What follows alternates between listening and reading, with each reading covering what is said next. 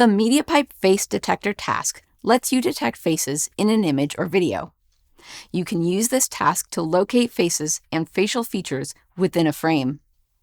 If you're looking to detect face landmarks or facial expressions, then use the MediaPipe Face Landmark Detection task. Check out the docs or the Getting Started video to find out more.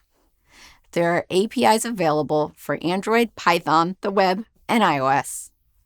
To get started using the face detection task for the web, first take a look at the available face detection models to learn about their capabilities. You can see this list in the documentation linked in the description. Now, this list might change over time, so definitely check the docs for the latest. Face detection models can vary depending on their intended use cases, such as short-range and long-range detection. Models also typically make trade-offs between performance, accuracy, resolution, and resource requirements, and in some cases include additional features. The available face detection models are variants of BlazeFace, a lightweight and accurate face detector optimized for mobile GPU inference. BlazeFace models are suitable for applications like 3D facial key point estimation, expression classification, and face region segmentation. BlazeFace uses a lightweight feature extraction network similar to MobileNet v1 and v2. The short-range BlazeFace model is a lightweight model for detecting single or multiple faces within selfie-like images from a smartphone camera or webcam. The model is optimized for front-facing phone camera images at short range. The full-range BlazeFace model is a relatively lightweight model for detecting single or multiple faces within images from a smartphone camera or webcam. The model is optimized for full-range images, like those taken with a rear-facing phone camera. The BlazeFace sparse model is a lighter version of the regular full-range BlazeFace model. It's roughly 40% the size of the full-range mode, while still being optimized for full-range images. Try out these different model options in MediaPipe Studio to help determine which one works best for your use case. Once you've chosen your model, you can get to coding. Start by installing the Task Vision package. You can download the package using npm and use a JavaScript compilation tool like Webpack, or you can import the package using a CDN. Add these script imports to your script. It's a good idea to keep in mind that MediaPipe for the web uses WebAssembly, or WASM, a binary instruction format for a stack-based VM. You don't need to be familiar with WASM to use MediaPipe Solutions for the web. In simplest terms, WASM allows non-web-based code to run on the web.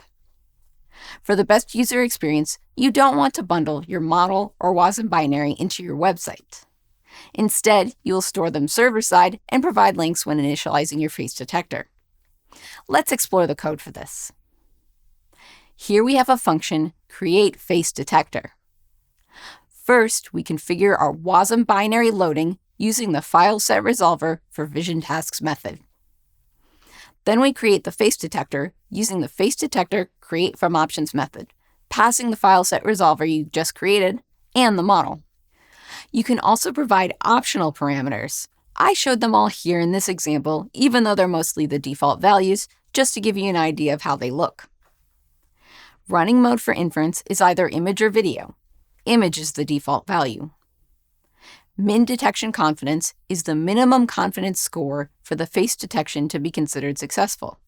It's a floating point value between 0 and 1 with a default value of 0.5.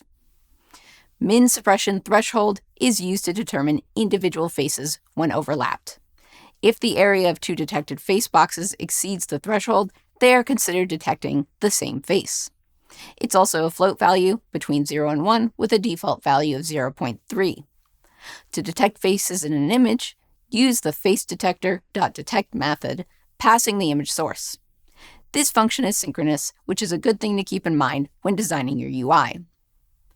The source can be an HTML canvas element, HTML video element, HTML image element, image data, or image bitmap. This method returns a face detection result object. The object includes an array of faces detected. Each detection has a bounding box attribute indicating the box in which the face is located.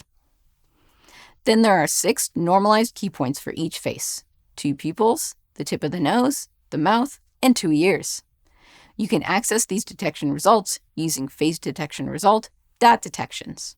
So if you want to access the display bounding box of the first result, you would use face detection result dot detections, grab the first result, which is of course the 0th. You can iterate through the results to handle multiple detections. To detect faces in frames of a video, get the current time using performance.now. Then get the face detection result using the face detector.detectForVideo method, passing your video element and the current time.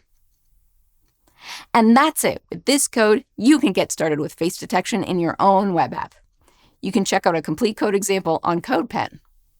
And view all the available solutions on the MediaPipe website, or get more hands-on with solutions in MediaPipe Studio. All these great resources are linked in this video. Now that you have what you need to get started, I want to know what's next for you. Tell me what you're working on. Tell me what you learned. Tell me what you still want to know. Drop a comment here on YouTube or on LinkedIn. I can't wait to see what you build.